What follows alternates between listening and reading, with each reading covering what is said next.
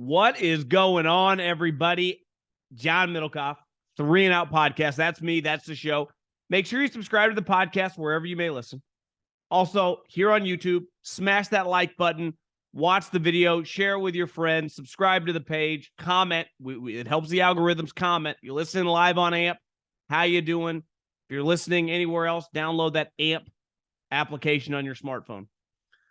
We are going to be doing a mailbag today, and I have a ton of mailbag questions in my Instagram at John Middlekauff, just my name. I have just loaded with questions, and we're just going to fire through, answer them, rock and roll from there. So it's very easy. My Instagram is just my name at John Middlekauff. DMs are always wide open, and we will dive into all your different questions about the National Football League and whatever else is going on. We don't just have to talk football, but that will probably be the topic of conversation today. But before we dive in to the bag, I wanted to tell you about my friends at Game Time. Here's what I need you to do. I need you to go to your app store. I know you have a smartphone. Download the Game Time app. Listen, it's almost March Madness. Spring training's right around the corner. NBA playoffs. Concerts. You got to get out. We've been in our homes for so long watching football games. Football is over. We do not have a football game for a long, long time. I guess we got the XFL and the USFL. We don't have an NFL game or a college game. So get out, take your son, take your daughter to an event.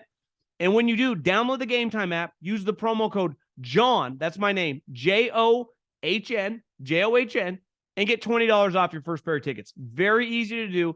Promo code JOHN, JOHN, $20 off. Fastest growing ticket website in America. Very easy to use. Can't recommend it enough. They're my friends. They need to become your friends. Use them. If you're going to go to an event, concert, game, use Game Time. Download it now. Promo code JOHN. Okay, let's dive into the questions. Start with David, longtime listener. The Philly internet is suggesting Howie pushed Jonathan Gannon out the door. After allowing the Chiefs to score every possession in the second half, I agree with the brain drain of losing the coordinators, but what if on defense the Eagles might upgrade? And he forwarded me a tweet that said, Jonathan Gannon said he didn't know he was going to interview with the Cardinals until Howie Roseman on Sunday night after the Super Bowl, that he was, this is just not true. Like, I know what you're saying. Like, he just forwarded me a tweet. Jonathan Gannon, to me, what's crazy about it is that all these teams were this interested in Jonathan Gannon. First and foremost, with the Arizona Cardinals, that job was toxic. People did not want that job. I have, on pretty good authority, a lot of people were turning down interviews with the Arizona Cardinals, let alone interest in that job. I think when you look at the landscape of the NFL, and there weren't that many open jobs, it was last on the list. I think a big reason was the quarterback situation being under contract. He's also hurt. But there are also rumors that if DeMeco Ryans had not taken the Houston Texans job, Jonathan Gannon was going to be the head coach there. So they did not push him out. He was going to become a head coach. Now, I've said over and over, I've heard he's a really good guy, great motivator, good with players. I just think schematically I question it. And you can give me, well, you don't always have to be a great coordinator to be a great head coach. True, but you do have to be an expert of your craft on one side of the ball. And I just watch Jonathan Gannon and I just see, meh, okay, he's a good leader. That matters. But like Robert Saleh is a good leader. But what happened this year, right? His defense, which is his side of the ball, got really good. So I feel pretty good about Robert Saleh as a leader, and then his defense is going to get good, even though he's not even the coordinator. Now, ultimately, like, their offense is a problem, and he can't really fix that. So I do like my coach to have the ability to dictate schemes and impact the week and impact the game. The NFL is a thinking man's game, and it's about playing chess Monday through Saturday, leading into Sunday. So the Eagles did not force him out, and it's crazy, but he was, I don't know. I mean, it was inevitable. He was going to become a head coach. Okay. My husband is a longtime listener who hasn't joined the 21st century and has not made it to Instagram. He wants to know where to go in Scottsdale for March Madness. We are booked at McDowell Mountain and wanted to know if you recommend anywhere to go for golf at a similar price range. Go Birds. If you wanted to go somewhere to watch the games, I think you would go to Old Town Scottsdale. You go to Old Town Scottsdale, get dropped off, just type in, Bottle Blonde, and then just kind of work your way around just to watch the games. There's a lot of, younger people, older people. You could just work your way around Old Town Scottsdale and figure it out. The W, right around the W. And if you want maybe a little bit more mellow, you could probably head more to like Desert Ridge area, North Scottsdale. But I don't know how old you guys are. That's probably where I would head if I wanted a place to watch college basketball games. You're talking to someone who really, I don't do those things anymore in terms of the craziness in Old Town Scottsdale. But so I can't, I don't even know if I've never had a March Madness here. So I'm probably kind of a bad person to ask. Okay, let's have a question. I have a question comment about something you and Colin brought up after the Super Bowl. Colin talked about how he thinks the NFL should get rid of the tush push when the Eagles would do a sneak on 4th and 1 and get it every time. When I heard that, I thought that was one of the dumbest things I've ever heard. But now it seems like it's gaining a lot of steam. Well, before I read the rest of this question, remember when he said that, he had already heard.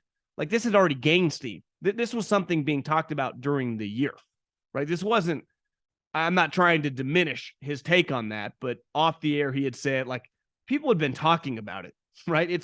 There is no play in football. You could argue in any sport that should work every single time. That should not happen. I don't understand why you would get rid of this play. Like, for one, that play or something similar would probably be run since the birth of football. I think at its base, it has an awesome physical component to football that we love.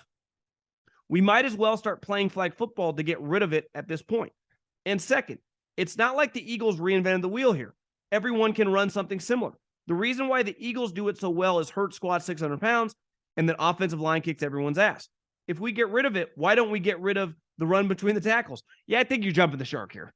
Like, I think this is pretty basic. Like, we could take the emotion out. I'm not sure if you're an Eagles fan or not. You have an advantage with your quarterback squatting 600 pounds. He is going, one, to be a good quarterback sneaker, one, because he's powerful, two, because you have a good offensive line, and obviously he can run. And it worked in the on the 2-point play. Like, you can run him outside the tackles. There is a difference between running the quarterback on quarterback sneaks, i.e. Tom Brady did for years. Drew Brees was actually pretty good about it going over, and what the Eagles are doing. Like, that is not, let's be real, that's not really football. When I not only use my offensive line, I take two offensive linemen right behind him, touching his ass, basically.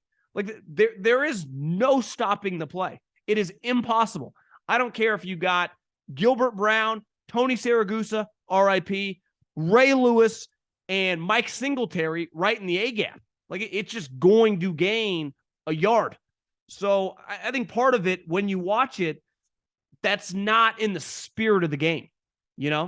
It's one of my issues with the baseball elites that always argue over the shift. And yeah, like, in theory, the rules, like, you can put a guy anywhere, but there's a reason the shortstop was there, the second baseman was there, the third baseman was there, and the first baseman was there. When I'm a pull hitter and you put everyone over, it just feels like you're manipulating the game. And that's a reason they ban the shift, because that's not what the game intended to be. Now, are you wrong about the physicality of the sport being completely different in 2023? Of course you are. And is that a very physical play? 100%.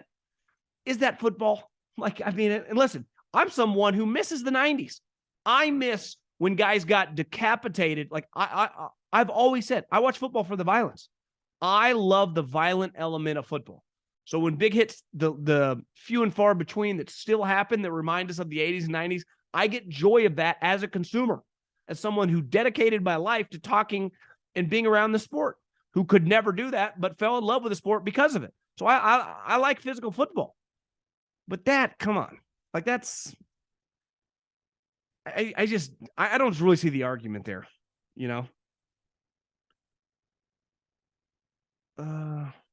Question. With it looking like Bieniemy is headed to Washington, do you see any scenario where KC would try to bring in Cliff Kingsbury as the new offensive coordinator. He coached Mahomes at Tech and wants to stay in the NFL. Is that something that could happen? Well, Matt Nagy's going to be the next offensive coordinator. I don't have inside information on that, but who are we kidding? Did you see after the game in the locker room at the parade, Patrick Mahomes and Matt Nagy are like this. So one thing with Eric Bieniemy, I struggle with this one because I don't know the guy personally. One of my buddies told me years ago, he's like, I think Eric's a really good coach. Clearly, he is a good coach. But for whatever reason, he can't get a head coaching job. I don't know why. I don't have the inside information on that. He's interviewed over a dozen times for head coaching jobs. Like, it's one thing if it's like no one will interview. He's interviewed countless times and no one hired him. Like, it's not like, oh, minority candidate, someone getting screwed. DeMeco Ryans, no problem getting a head coaching job. The dude, after 1 year being a coordinator, was interviewing. This year was a lock as a defensive coordinator in an offensive league. Rumors are that the Broncos wanted him. He didn't want any part of them because of Russell. So it's like, I don't know. DeMeco's a super high level guy, right? So something's off. Like with the Eric Bieniemy thing, I can't put my finger on it. I've never got a real explanation, but like he's interviewed over a dozen times and he left Kansas City.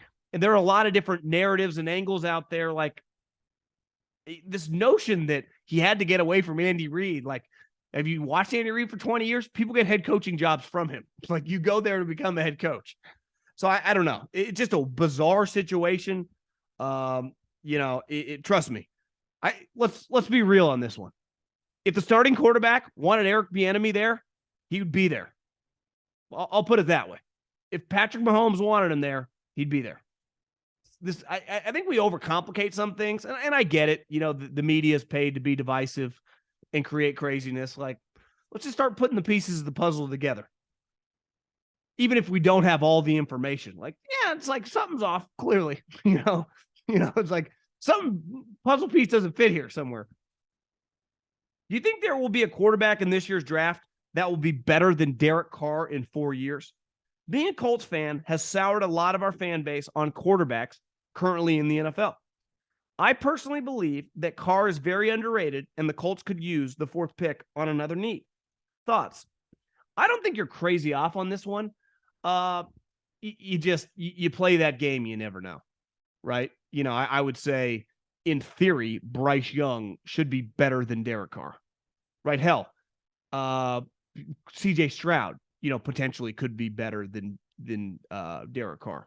Will Levis, if he hits, the reason he's going to get drafted in the top 10 is people see Josh Allen.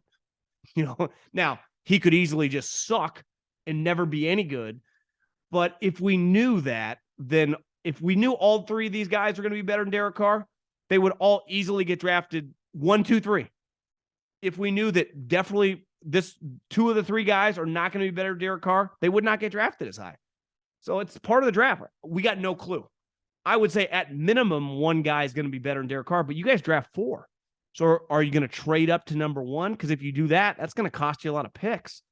I hear you. I think sometimes this is the way life works, right? Whatever your most recent experience is, you're less likely to do that again. And you guys have now been on this kind of hamster wheel of retread type older quarterbacks.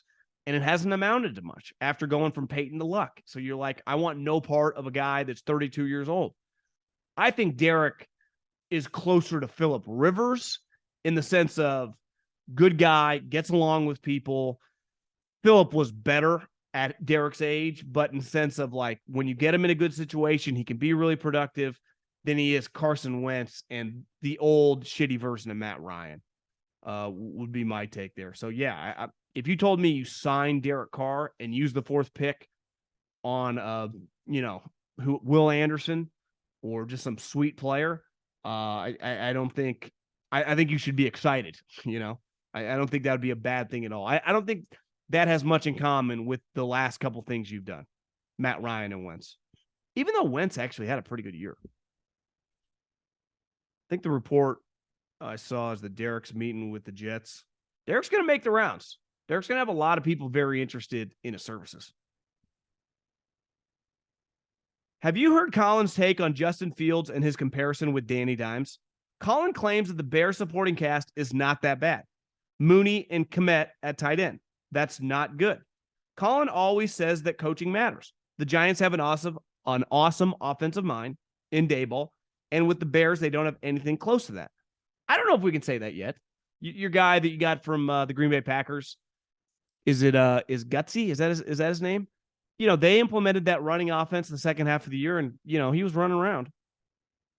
With great coaching and a better supporting cast, who says Fields couldn't be at least as good as Hurts? Fields was the better prospect coming out of college.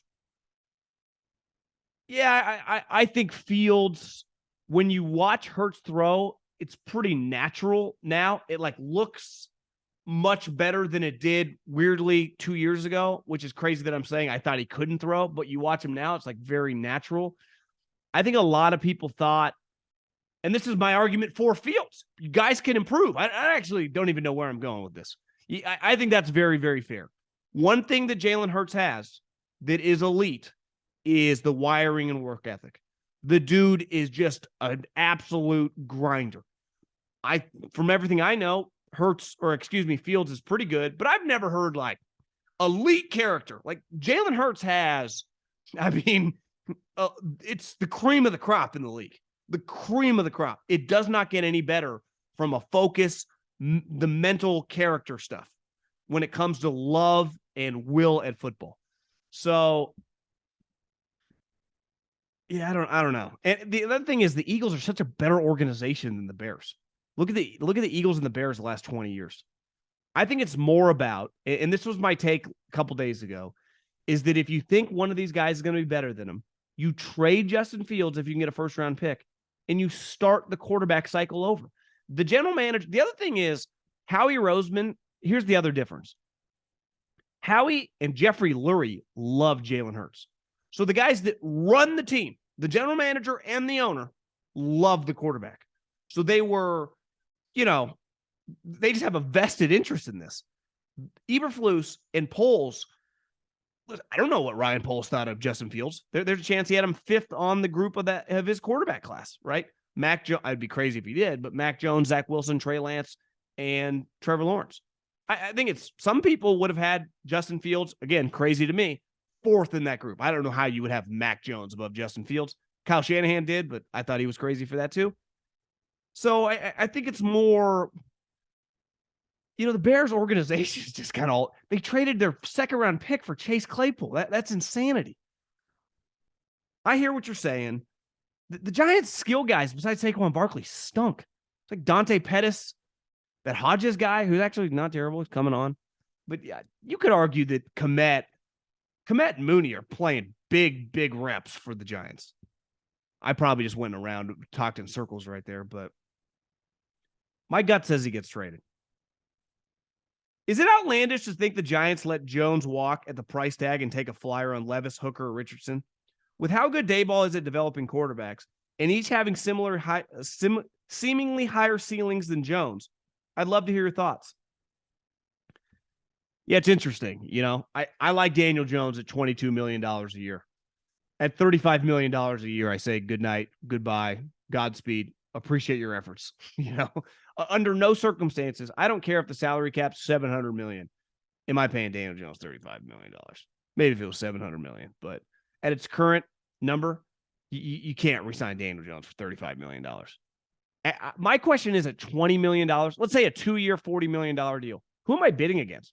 Who else is signing Daniel Jones to 2 years, $40 million? What if I sign 2 years, $40 million, and I guarantee every penny? Who am I competing against? Is there a team? Maybe there is. Sometimes, not every house is your dream house you have to have. Some homes are like, yeah, $1 million my final offer. I know you got it on the market for 1.25. We'll see, right? Or 1.5. Maybe it's a weird market. I end up getting it. If I don't, I'll find another home. To me, that's what Daniel Jones feels like. Not your dream home. You're looking, you like it.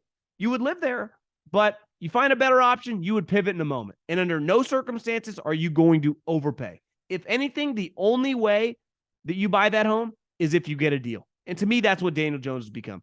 Can I get a deal? Because if I can get a deal, I'll take it. I'm not paying. You do not pay premiums for things that are not premiums. It's kind of the Cowboys' problem. They gave him $160 million, $40 million a year. And, it's just, he's not a $40 million quarterback.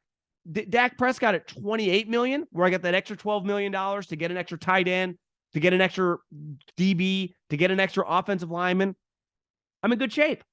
Like, this is a salary cap league. I'm not pinching pennies here in terms of I don't care that these guys make a lot of money. I'm as capitalist as anyone you're going to meet or listen to talking about sports. But the way this sport is constructed, where you only have so much money to build your team, you have to be smart with it. If I'm going to have 20% of my cap tied up in a quarterback, it better fucking be Patrick Mahomes. Because if it's not, I'm in major trouble. Back to the Arizona Cardinal job. It's why it was viewed as such an uphill battle. Because, it's just, you can't have a quarterback making that much who's not a Pro Bowl player, who's not well-liked. It's just a disaster. Now, back to Dak, he's well-liked, good guy, and he's a solid player. But he's just not quite good enough. And when you pay for not quite good enough, you got a problem. If I give a max contract to Giannis or Steph Curry, I'm in pretty good shape. If I give one to Bradley Beal, I'm going to suck. This is a business. And you got to pay premiums for the right assets. And to me, Daniel Jones, I don't know those quarterbacks like Hendon Hooker, Richardson. Obviously, once you start drafting the second tier of college guys, it's a complete coin flip. And there's a chance, the difference of Daniel Jones right now and that guy could be that guy could suck, right? And then you're in trouble because your quarterback play sucks. But I hear you. Part of having a really good offensive coach, build up your team. Part of what Kyle Shanahan did, who's the best quarterback the 49ers have had? Brock Purdy? What Brock Purdy was doing down the stretch was better than anything Jimmy did. And under Jimmy and Brock Purdy, they won a lot of games. So if you got a really good offensive coach and you can build your team up, your offensive play caller or your offensive head coach can help your team overachieve. I like where your head's at. Get back to that. Longtime listener, enjoy the content. As a longtime Chiefs fan, it feels good to see the Chiefs win another one, especially after trading Hill and supposedly rebuilding. Going forward, what positions do you think the Chiefs need to reload on? Obviously, depth at receiver position and another edge rusher would be nice. Also, why not Carr to the Jets? Could you see him being a good fit in New York? We'll start with the latter. I've been around Derek since Fresno State. I worked there when we recruited him, and I was there his true freshman year. I followed his career very, very closely in Vegas. I don't love the New York market for Derek.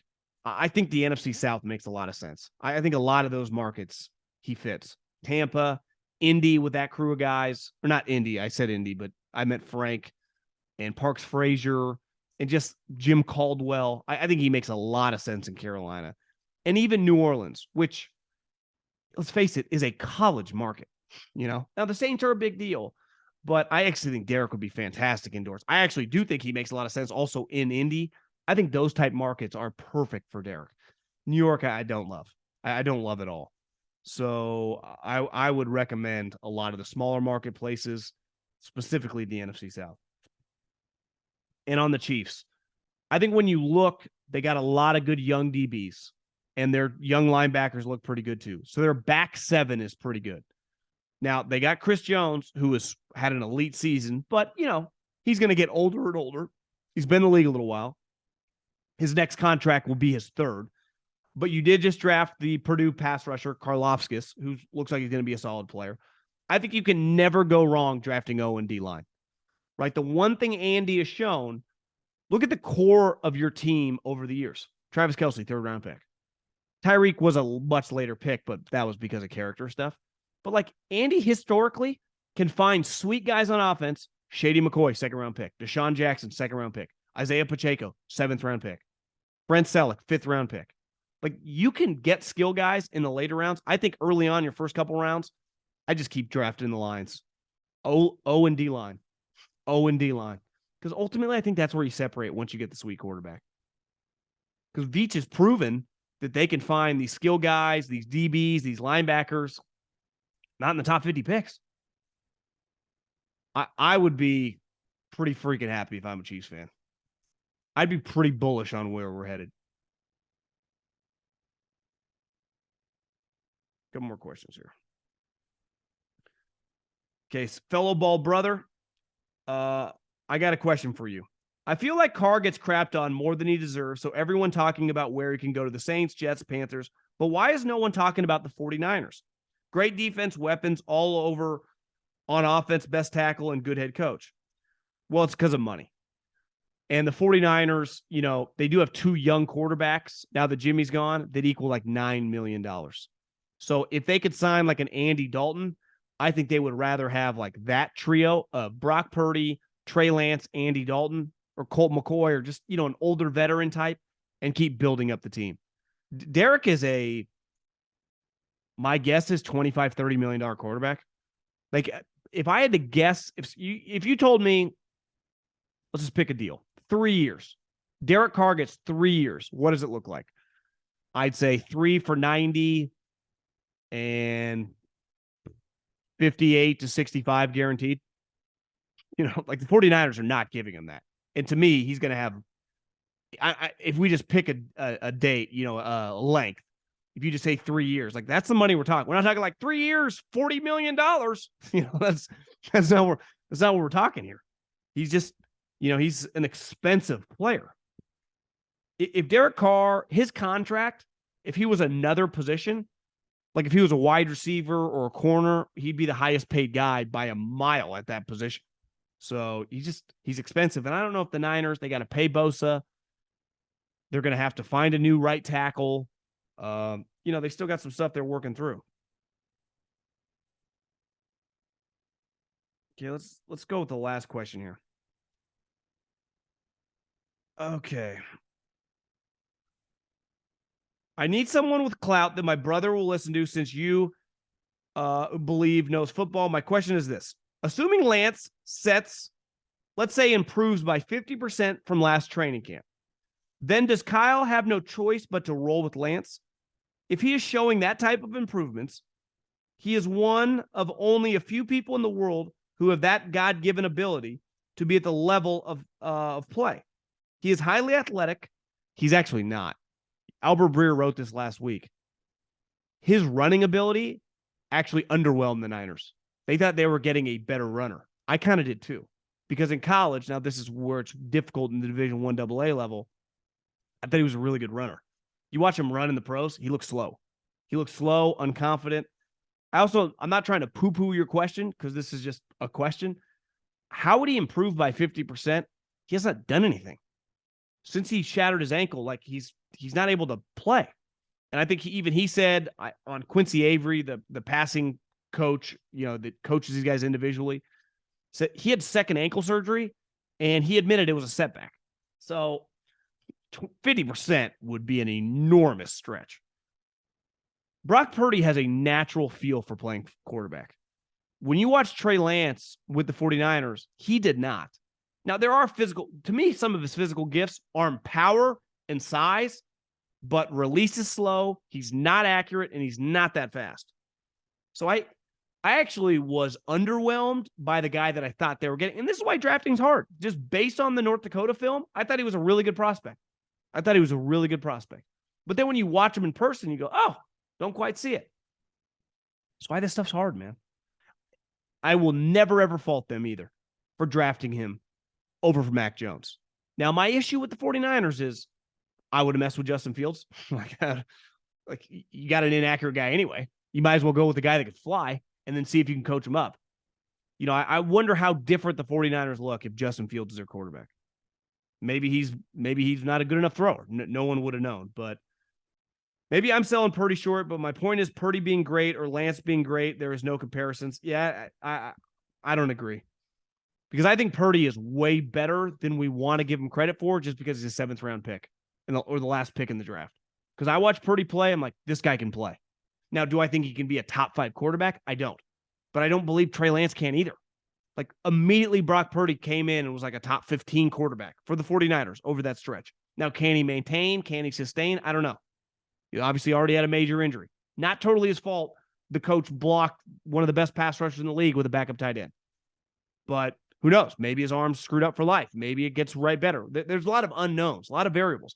This is the hard part about doing this, right? Like in business, you have to look forward. But for the most part, like if I'm going to acquire a business or I'm going to get a new client or like it's pretty black and white. Like this is going to pencil to this.